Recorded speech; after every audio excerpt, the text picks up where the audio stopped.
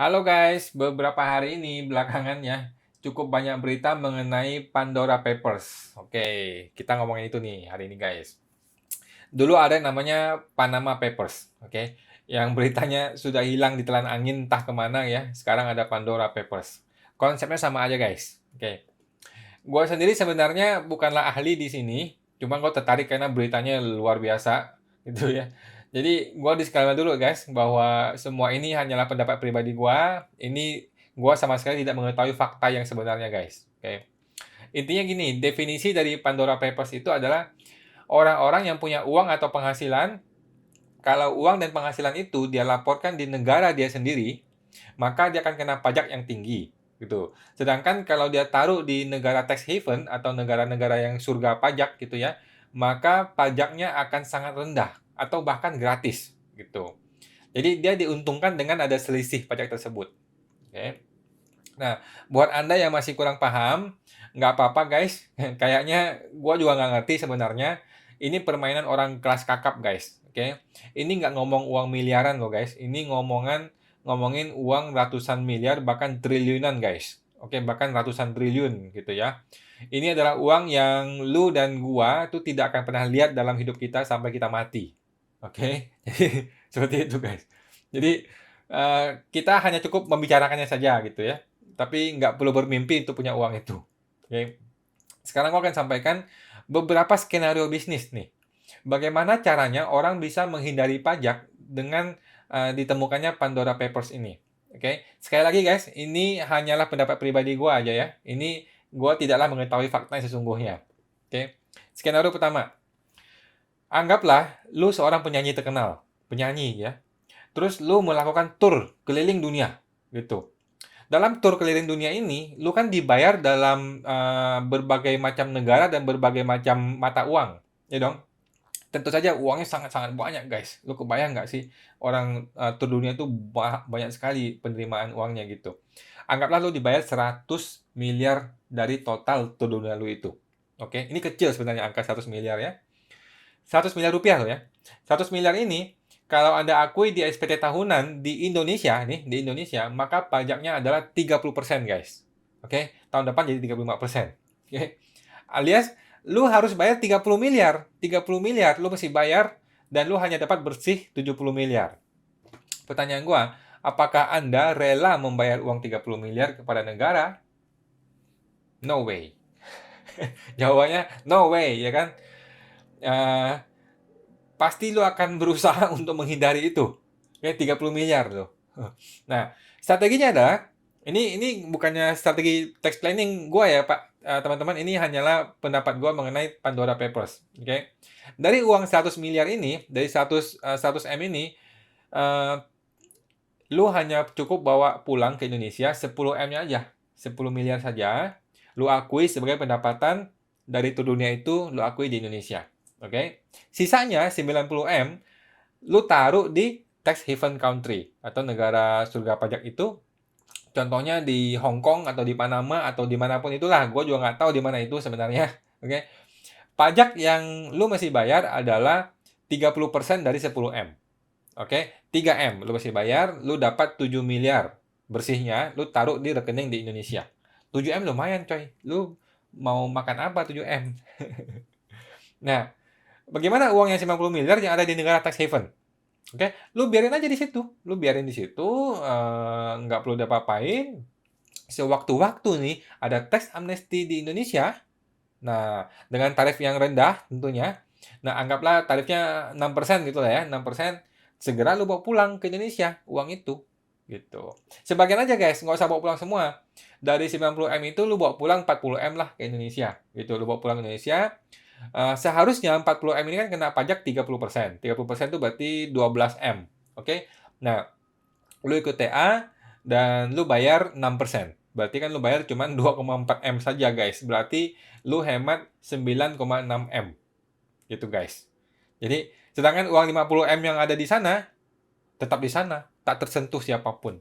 Oke.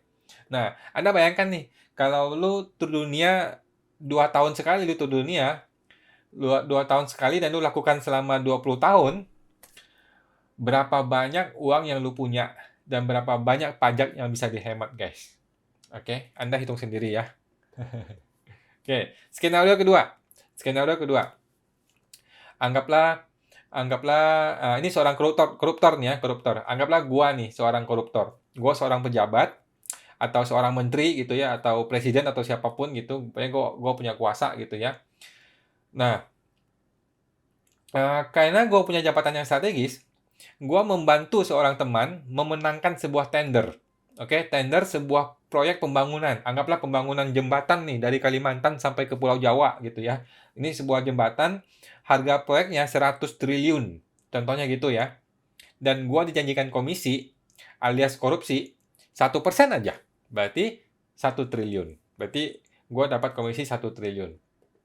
Oke, bagaimana caranya agar gue bisa mendapatkan uang 1T ini secara legal? Gampang guys, gampang sekali. Caranya adalah gue membuat sebuah perusahaan cangkang di negara tax haven itu. Gue bikin sebuah perusahaan nih ya. Perusahaan ini adalah perusahaan pembuat dan penjual software. Ini bohongan guys, perusahaannya nggak ada. Cuman papers, ada papersnya, oke? Perusahaan ini menjual software. Di mana software ini dipakai oleh teman gua yang pemenang tender itu. Yang dapat proyek 100T itu, guys. Oke, paham ya? Jadi, si teman gue yang punya tender, punya perusahaan, punya proyek, dia beli software dari perusahaan yang gua punya juga di tax haven itu. Harganya 1T. Dia bayar 1T ke perusahaan tax haven itu. Oke? Nah, sehubungan perusahaan tax haven ini adalah milik gua sepenuhnya, maka 1T ya uang yang masuk ke situ adalah milik gue sepenuhnya. Sesimpel itu guys. Oke, dan uang ini menjadi legal milik gue. Oke, selanjutnya gue tinggal tunggu tax amnesty. Gitu. Oke, skenario ketiga. Skenario ketiga ya. Anggaplah gue seorang pengusaha batubara gitu, batubara di Indonesia gitu ya. Gue mengekspor batubara dong ke luar negeri, ke negara manapun, ke negara A, negara B, negara C atau manapun lah gitu ya. Harga batu bara itu, gua nggak tahu sih ya batu bara harganya berapa, tapi anggaplah 1 juta per 1 ton. Contohnya gitu ya, 1 juta per 1 ton gitu ya. Terus gue bilang kepada customer gue di negara sana, di negara yang beli itu, gue kasih lu diskon deh 10%. Oke, lu nggak usah bayar 1 juta, tapi lu bayar 900.000 per ton. Oke, tetapi di invoice resminya gue tulis 500.000. Oke, jadi lu cukup bayar ke gua di negara Indonesia, cukup bayar 500.000 aja per tonnya. Oke, yang 400.000-nya bagaimana? Yang 400.000-nya tolong lu kirim uang itu ke perusahaan yang gua sudah bikin di negara tax haven itu. Oke, nah teman-teman paham ya?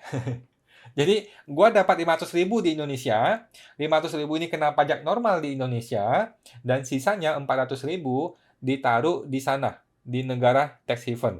Oke, tinggal tunggu tax amnesty. Gampang kan? Skenario keempat. Oke, anggaplah gue ini seorang pedagang di dalam negeri. Oke, gue mengimpor barang dari luar negeri. Anggaplah dari sebuah negara A gitu ya, sebuah negara A.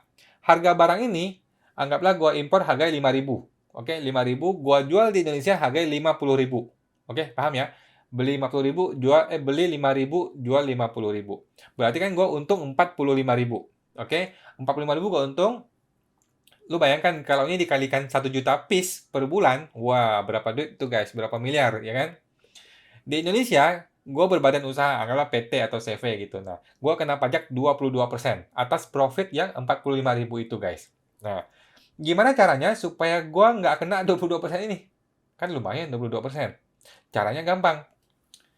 Barang ini yang harganya 5.000 nih, tolong dong dibeli dulu oleh perusahaan yang gua bangun di negara tax haven.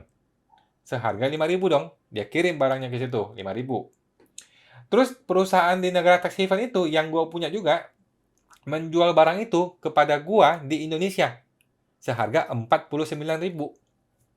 Boleh nggak gitu? Boleh. Oke. Di Indonesia, gua beli 49.000, gua jual 50.000. Berarti di Indonesia gua hanya untung 1.000 perak. 1.000 perak, guys. Di perusahaan cangkang di sana, di negara tax haven, gue beli 5.000, jual 49.000, berarti gue untung ada 44.000, guys. Oke, tetapi di sana pajaknya 0%. 0%. Oke. Keren nggak? Ini strategi transfer pricing. Oke, skenario kelima. Ini money laundry.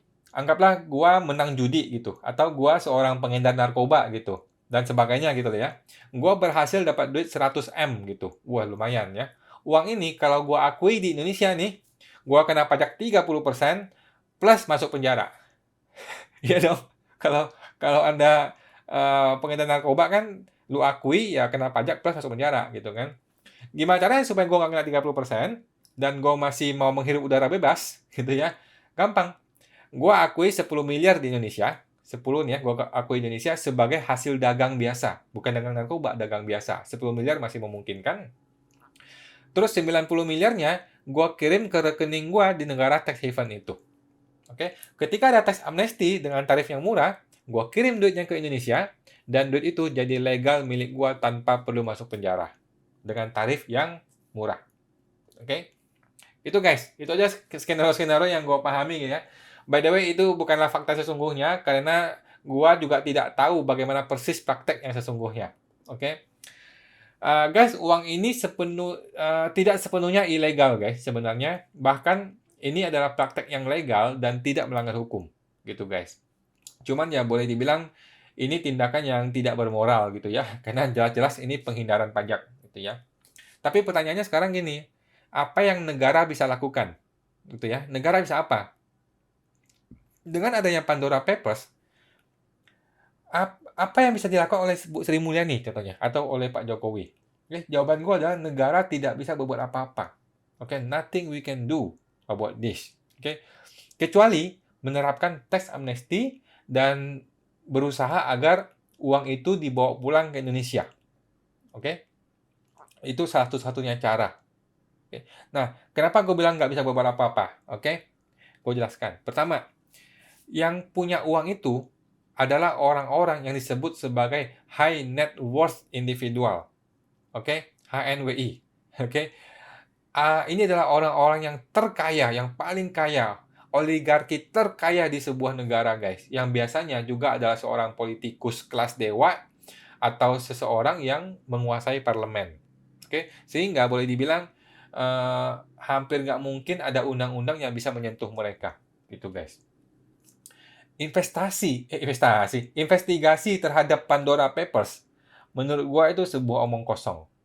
Oke, pertama gini, data itu bukanlah data resmi guys. Oke, negara tax haven sama sekali tidak membuka data keuangannya kepada negara siapapun. Oke, jadi data yang dimiliki oleh jurnalis investigasi dunia itu ada data ilegal gitu loh.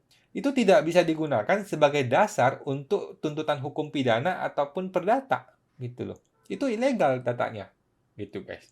Oke. Jadi mau KPK ke, mau petugas pajak ke, mau polisi ke, investigasi apa yang bisa mereka lakukan gitu loh. Mereka tuh nggak punya akses sama sekali terhadap data keuangan di negara tax haven itu guys. Oke.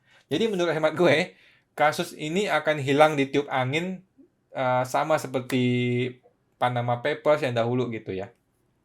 Oke. Coba Anda dengar berita guys, oke? Tidak ada satupun orang-orang petinggi-petinggi politikus maupun orang-orang kaya dan sebagainya yang namanya disebut di Pandora Papers ya, yang mengakui dengan jelas dan bersedia membawa pulang uang yang ditaruh di sana. Oke, semuanya bilang data itu salah lah, gua nggak punya lah di situ atau gua pernah punya terus udah nggak ada lagi dan sebagainya gitu ya, berbagai alasan gitu. Intinya data itu salah gitu ya. Terus lu bisa apa? Gitu. Negara bisa apa? Nggak bisa guys. Oke, orang seperti ini kita hanya bisa gigit jari gitu. Dan satu-satu cara adalah tax amnesty. Oke, dan mudah-mudahan mereka berniat baik mengembalikan uang itu ke negara. Gitu guys. Oke, itu aja guys untuk hari ini. Buat teman-teman yang agak pusing ya karena dengerin uang triliunan gitu yang baru saja tadi gue sebutin, nggak apa-apa guys. Kita cukup bersyukur aja dengan apa yang kita punya gitu guys. Dan kita jaga diri aja ya, jaga diri sendiri. Jangan sampai kita melakukan tindakan yang tidak bermoral seperti itu guys. Oke, itu aja. Terima kasih guys.